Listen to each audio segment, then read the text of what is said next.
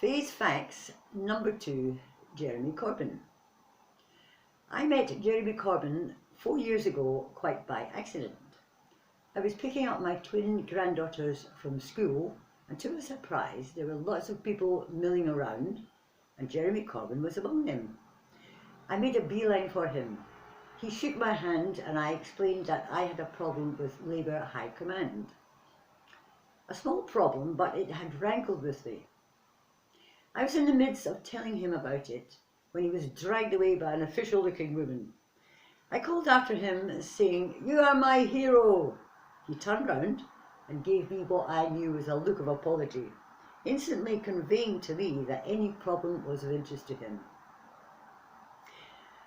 He still is my hero to this day. He was elected Labour Party leader in a landslide victory on the 12th of September 2015. Over the years, he has been got at by factions against his social and humanitarian views. In his first year as leader in April 2016, there were accusations of anti-Semitism among some Labour Party members. 2 months later, Tony Blair and some leading party members called for Corbyn's replacement as party leader, saying he failed to champion the Remain effort in the referendum of June the 23rd. I think the country's mind had adequately been made up by then. This was his enemy's first attempt to oust him as leader. 5 days later, many more Labour MPs backed a no-confidence motion against Corbyn, who stated that he had no intentions of resigning as Labour leader. You know that wonderful statement from the comedy film Carry On Up the Khyber? Infamy! Infamy! Everybody's got an infamy! Well, that was the start of these cheapskates trying to oust Jeremy Corbyn. In my opinion, he is our only hope for a better, fairer for all Britain. His leadership was again challenged on July 2016, with the leadership final between Corbyn and Owen Smith, and a decisive win by Corbyn, 62%, Smith just 38%. Labour Party members still knew who they wanted as their leader, and it cost them £25 per vote to do it. When Theresa May took over in March 2017 as Conservative leader, she called for an early election to be held in June. This would prove to be Jeremy Corbyn's most dynamic campaign, winning over many more Labour voters, especially among young people. The future of the party was indeed looking good.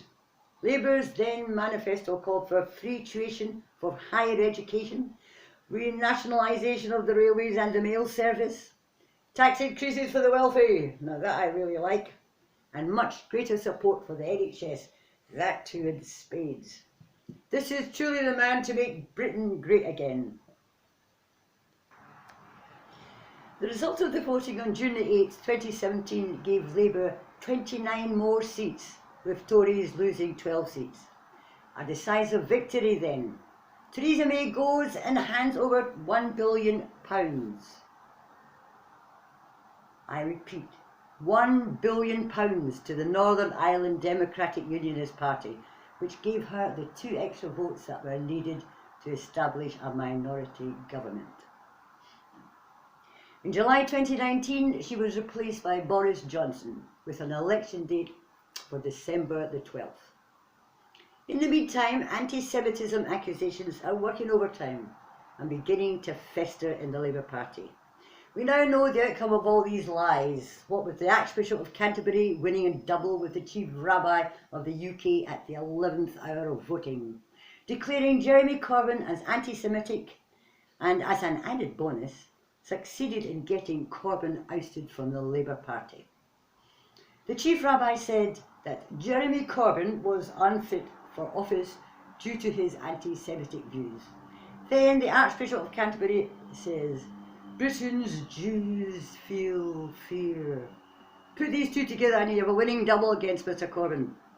He was a funny joke. Pat said to Mick, the Pope is ill and won't last the night. I have got good odds and I am going to have a bet. Sure enough, next day the Pope was dead. Pat said to Mick, I won £30. How much did you win? Mick said, I lost. I had a double with the Archbishop of Canterbury. Oh, what a loser that man is. In the Islington Tribune, a local newspaper, for Friday the 6th of November, there were 3 full pages of support for and many letters of encouragement from the large Jewish community there, thanking Mr Corbyn for the help he has given them and other smaller ethnic groups over the years, including one letter signed by 19 people, 2 of whom were professors and 1 doctor, and all of them members of the Islington North Labour Party. I can tell you, the support for JC in our area is overwhelming. Muslims, Jews, English, Scottish, that's me, you name it. There's no doubt about it, had he become Prime Minister, he would have been the new Clement Attlee, who, as we all know, was Labour Prime Minister from 1945. He introduced the welfare state, which of course formed the NHS, and many worthwhile benefits for the underprivileged. Bring back Jeremy Corbyn! Our country needs you! Thank you for listening.